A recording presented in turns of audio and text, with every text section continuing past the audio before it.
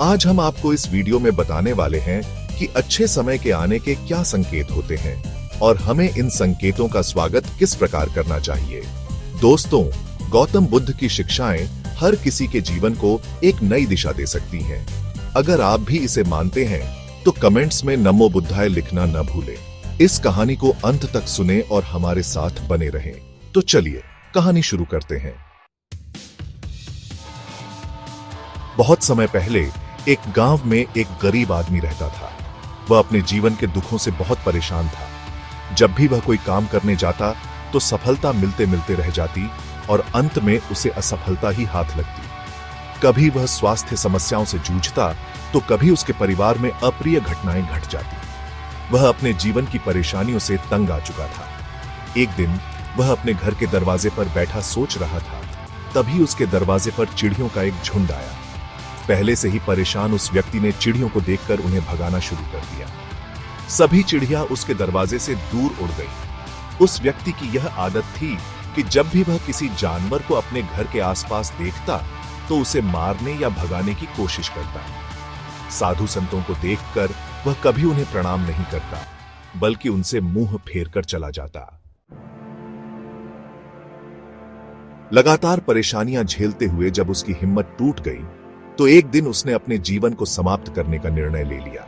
वह अपना घर छोड़कर गांव से बाहर चला गया और नदी को देखते ही उसमें छलांग लगा दी। लेकिन तभी दो सन्यासियों ने उसे नदी के पानी से बाहर निकाल लिया। दरअसल जब वह नदी में छलांग लगा रहा था तो एक सन्यासी और उनके दो शिष्य वहां बैठे हुए थे। उस व्यक्ति को नदी में कूदता देखकर सन्यासी ने अपने शिष्यों को आदेश दिया और उसे पानी से बाहर निकाला गया। पानी से बाहर आते ही वह व्यक्ति सन्यासी पर चिल्लाने लगा, आपने मेरी जान क्यों बचाई? मैं जीवित नहीं रहना चाहता, मुझे मरना ही होगा। सन्यासी ने उसे समझाते हुए कहा, यह जीवन बहुत मूल्यवान है, तुम इसे इस प्रकार क्यों व्यर्थ कर रहे हो? आखिरकार जब समय पूरा हो जाएगा तब तुम्हें यह धरती छोड़कर जाना ही है। उस व्यक्ति ने कहा, मैं अपने जीवन की परेशानियों से तंग आ गया हूं। मुझे समझ में नहीं आता कि मेरा अच्छा समय कब शुरू होगा। मेरे जीवन में सब कुछ बुरा होता है। मैं लाख प्रयत्न करता हूं, फिर भी सफलता नहीं मिलती। सन्यासी ने कहा, मैं तुम्हारी सहायता करूंगा। तुम सबसे पहले आत्महत्या करने का विचार अपने दिमाग से निकाल दो, क्योंकि यह सबसे बड़ा पाप है। जो व्यक्ति आत्महत्या करते हैं उन्हें कभी मुक्ति नहीं मिलती। तुम्हें क्या लगता है तुम आत्महत्या कर लोगे तो तुम्हारी परेशानी खत्म हो जाएगी? कभी नहीं, बल्कि आत्महत्या से तुम कायर सिद्ध होते हो। उस व्यक्ति ने कहा, हे सन्यासी, आप बहुत ज्ञानी हैं, कृपया करके मुझे कोई मार्ग बताइए।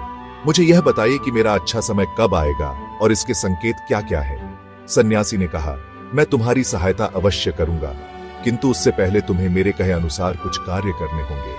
मैं तुम्हें जैसा जैसा कहता हूं तुम्हें मेरी बात माननी होगी। उस व्यक्ति ने कहा, आप जो भी कहेंगे मुझे सब मान्य है। आप यह बताइए कि मेरे जीवन में अच्छा समय कब आएगा और इसके संकेत क्या हैं?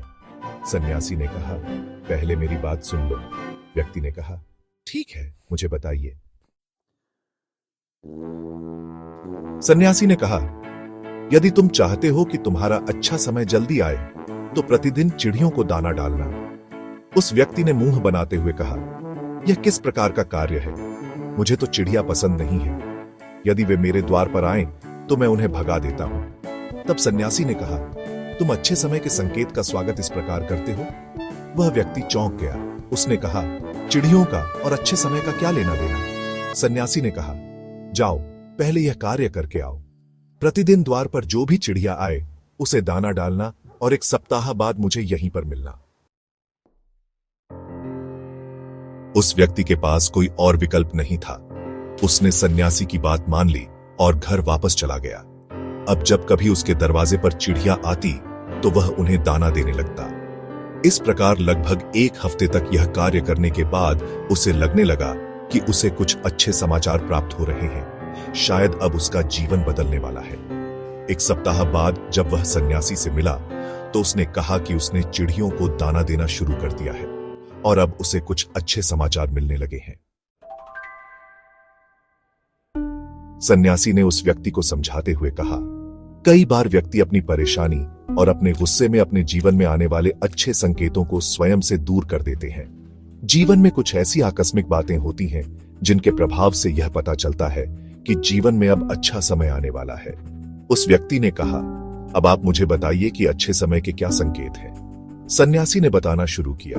उन्होंने कहा कि पहला संकेत है चिड़िया, गौरैया इत्यादि का द्वार पर आना। 1 सप्ताह तक चिड़ियों को दाना देने के बाद तुम्हें यह समझ में आ गया होगा कि उनका हमारे जीवन में कितना महत्व है। दरअसल चिड़िया ईश्वर की प्रिय होती है। यह छोटे जीव बहुत ही निर्दोष होते हैं। जीवन में जब भी कुछ अच्छा होने वाला होता है तब ईश्वर उन्हें संदेशवाहक के रूप में मनुष्य के द्वार पर भेजते हैं। यदि मनुष्य उनका स्वागत अच्छे से करते हैं, उन्हें दाना पानी देते हैं, अच्छा समय जल्दी आता है। लेकिन यदि मनुष्य उनके साथ खराब व्यवहार करे तब अच्छा समय भी दूर चला जाता है। इसलिए हमेशा दरवाजे पर चिड़िया आए तो उसका स्वागत करना चाहिए। दूसरा संकेत है गाय का द्वार पर आना। गाय एक ऐसा जानवर है जो हमें दूध देती है। इस दूध को देवता अमृत समान मानते हैं। वेदों और शास्त्रों में गायों की पूजा का भी विधान है। कहा जाता है कि जब कभी घर में रोटी बनती है तो पहली रोटी गाय को समर्पित करनी चाहिए।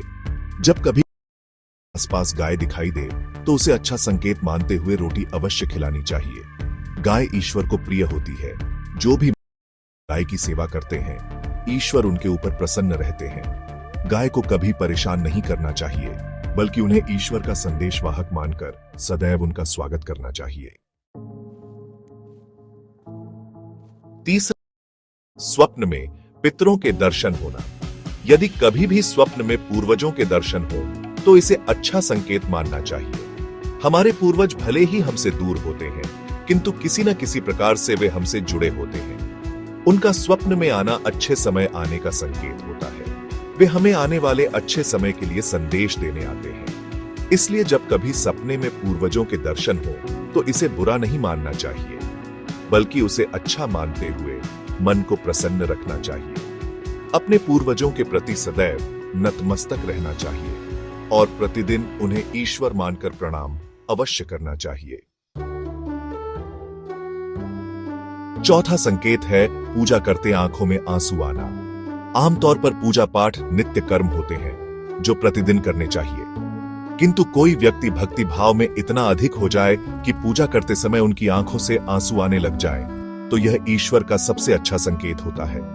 यदि आपके साथ इस प्रकार का कुछ भी हो रहा है तो ईश्वर को धन्यवाद देना चाहिए। ईश्वर स्वयं आपसे जुड़ना चाहते हैं, तभी उन्होंने आपके हृदय में इस प्रकार की भक्ति भावना भर दी है कि जब आप पूजा पाठ करने जा रहे हैं तो आपको भावनाएं महसूस हो रही हैं और आंखों में आंसू आ रहे हैं। इसे अच्छा संकेत मानना चाहिए, साथ ही ईश्वर में और अधिक मन लगाना चाहिए।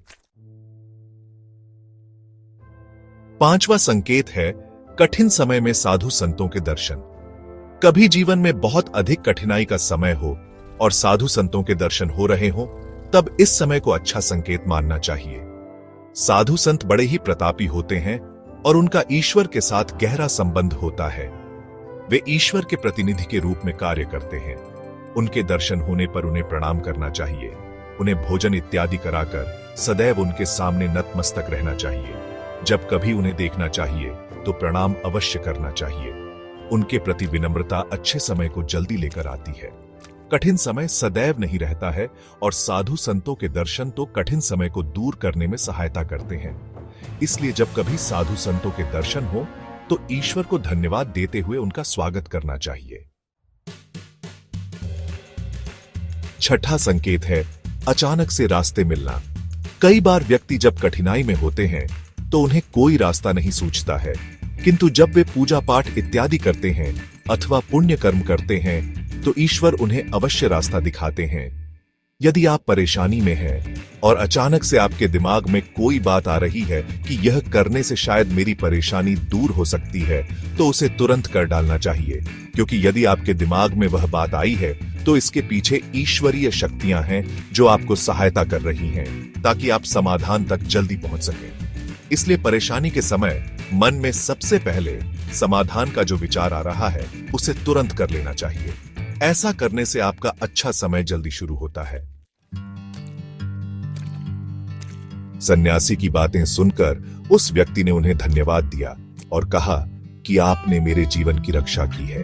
यदि आप नहीं होते तो मैं आज जीवित नहीं होता। मैं वादा करता हूं कि आज के बाद जीवन में कोई भी परेशानी आएगी तो मैं डटकर उसका सामना करूंगा, साथ ही इन अच्छे संकेतों का स्वागत करूंगा और कभी किसी जानवर को देखकर उस पर अत्याचार नहीं करूंगा। इस प्रकार सन्यासी ने उस व्यक्ति को जीवन की नई राह दिखाई। तो दोस्तों, उम्मीद करता हूं कि आप सभी को यह कहानी जरूर पसंद आई होगी। इसी प्रकार और भी कहानियों को सुनने के लिए हमारे वेलनेस वर्ल्ड यूट्यूब चैनल को सब्सक्राइब जरूर करें।